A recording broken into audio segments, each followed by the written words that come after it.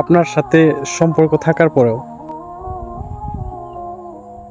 সে চুরি করে অন্য আইডি থেকে সবার সাথে কথা বলা, টেক্সট করা, ভিডিও পোস্ট করা,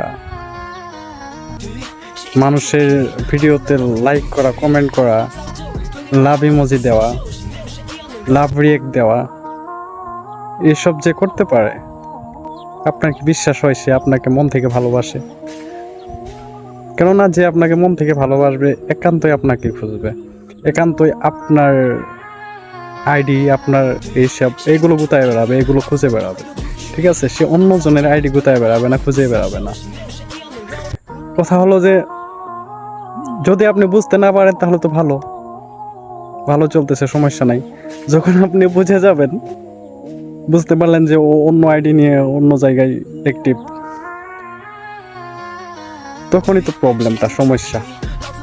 আরে ভাই, আমার কি পার্সোনাল আইডি থাকতে পারে না? আমি কি পার্সোনালি, মানে কি আমার আইডি থাকবে না? আমি পার্সোনালি ইউজ করব না? আরে ভাই, তোর আবার কিসের পার্সোনালিটি? তোর পার্সোনালি কি প্রয়োজন? তোর বয়ফ্রেন্ড আছে না? তোর বয়ফ্রেন্ড থাকার পরেও কিসের পার্সোনাল থাকার প্রয়োজন এখানে, বল আমাকে বুঝা। 2 নাম্বারই ধান্দা ভাই, এসব ছেড়ে দাও, বুঝছো?